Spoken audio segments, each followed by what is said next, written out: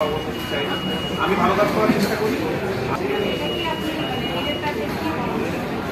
পরামর্শ দেওয়ার মতো ডিরেক্টর মান করি আমি আসলে আমি খুবই ধন্য। আমি ভালোবাসি দর্শক আমার সিনেমা কেমন দেখতে চান জানি না, ভালো বিশ্বাস করে। আমি দর্শক কৃতজ্ঞ যে আমাকে বিশ্বাস করে দর্শক। আমি দর্শকের বিশ্বাস ধরে রাখার জন্য অনেক কষ্ট করি। সুরঙ্গের পরে একদিনও ব্রেক নিইনি। সুরঙ্গর কিছুদিন পর থেকে আমি তুফান শুরু করেছি, আবার সিনেমা শুটিং শুরু করতে হবে, আমাদের সিনেমা শুটিং এই যে কষ্টটা করি এই জন্যই মনে হয় আসলে দর্শক আমাকে ভালোবাসে। আমার মনে হচ্ছে যদি কষ্ট করে এবং সততার সাথে সিনেমা বানায় সেই দর্শক হিসেবে করবো। আমি আমার সিনেমার সাথে খুবই শখ নিতে চেষ্টা করি। আমি আমার যে সিনটা যেটা ডিমান্ড করে সেটা করার চেষ্টা করি। এই সিনের মধ্যে যেটাই হোক, প্রডিউসার সাথে ফাইট করে হোক বা যেভাবে হোক সেটা প্ল্যান করি। এবং আমি এই যে দেখেন আমি কেন হলে হলে করি, এটা একটা রিজন আছে। আমি যদি ডিরেক্টর সিনেমা বানিয়ে বাসায় বসে থাকি, আমার সিনেমা মানুষ আসলে কোথায় হাততালি দিচ্ছে, কোথায় পছন্দ করছে, কোথায় ফোন চালাচ্ছে বুঝতে পারবে। আমি কিন্তু দিনের বেলা অনেক সময় সিনেপ্লেক্স থাকি, আমি রাতের দিকে আসলে একটু সিনেমাতে যাই, সিনেমা দেখতে চেষ্টা করি। আমাকে বুঝতে হচ্ছে যে আসলে কোথায় আমি তুফান আমাকে চিন্তা করে বানানোর চেষ্টা করি। আগের সিনেমা আমার সিনেমা দেখতে চেষ্টা করি যে কোন সিনের সময় দর্শক আসলে ফোন চালাচ্ছে, তার মানে আমার সিনটা আমার লুজ হয়ে গেছে, কিন্তু দর্শক আসলে অ্যাটেনশনটাকে হারিয়ে দিচ্ছে। কোন সিনে দর্শক তাকায় আছে, মানে ফোন চালাতে পারছে না, ফোন আসছে কিন্তু ফোন ধরছে। এই যে দর্শকের সাইকোলজি, কারণ দর্শকদের মুড কিন্তু খুব তাড়াতাড়ি সুইচ হচ্ছে। আমরা জানি এখন আমাদের হাতে অনেক অপশন, ফেসবুকে আমরা আমাদের অভ্যাস, আমরা কিছু না হলেও ফোনটা হাতে কিছু না হলেও আমরা স্টল করে আসি, এটা আমাদের অভ্যাসে পড়ে দিচ্ছে। তো 2.5 ঘন্টা সময় ফোন হাতের থেকে দূরে রাখাটা খুব ডিফিকাল্ট। আমি জন্য মানুষের সাইকোলজি বোঝার চেষ্টা করি, দর্শক কী দেখতে চাই সেটা চেষ্টা করি। এবং শুরু বা করানোর পর আমি কিছুটা বুঝতে পারছি। এবং আপনারা দেখবেন তুফানে খুব কম মানুষ ফোন চালাবে, আপনার সিনেমাটা দেখবেন তারা স্ক্রিনের থেকে চোখ সরাতে পারছে, কারণ একটা সিনের থেকে একটা সিনে অনেক বেশি উত্তর দিকে আছে। তো এই জন্য আমি এটা বোঝার চেষ্টা করি এবং এটা বুঝে আমি নেক্সট সিনেমার প্ল্যান করি। এবারও বোঝার চেষ্টা করছি, বুঝে এই ছিল তুফান খুব গল্প রেডি হবে এবং সামনে যে আমি সিনেমা বানাবো সেটা খুব তাড়াতাড়ি চলে যাবে।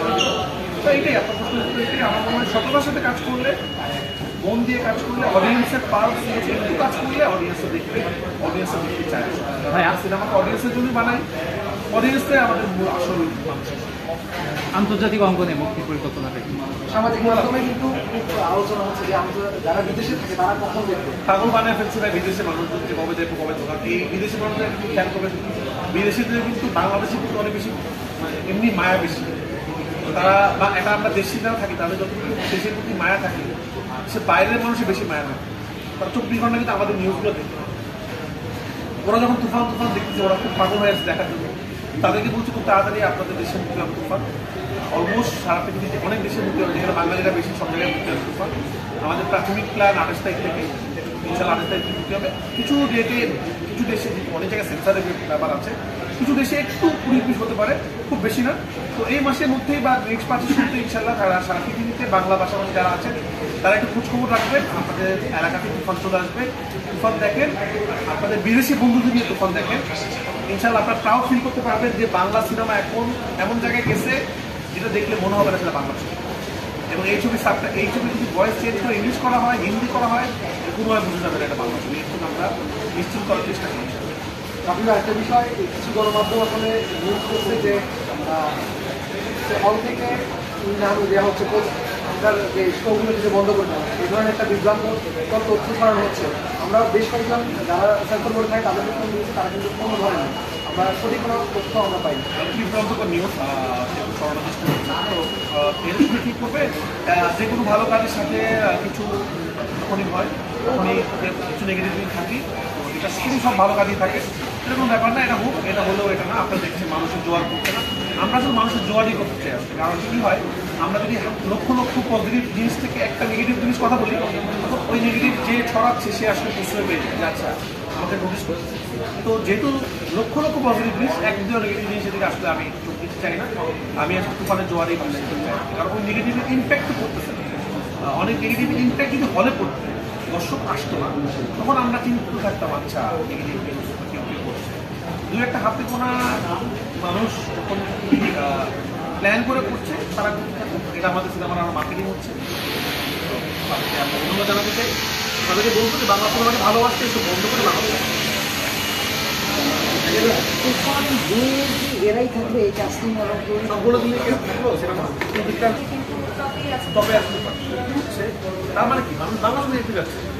কিন্তু ইংলিশ সিনেমা দর্শকগুলো ছিল তারা কোথায়, তারা সিনেমা দেখছে, তারা দেখছে তারা বাংলা ছবিতে দেখছে। ইংলিশ মিডিয়াম স্টুডেন্ট থেকে শুরু করে গুলশান মৌলানি থেকে শুরু করে একজন রিক্সাওয়ালা থেকে শুরু করে প্রত্যেকটা মানুষ সব শ্রেণীর কাছে আসলে তুফান পৌঁছে দিয়েছে আসলে।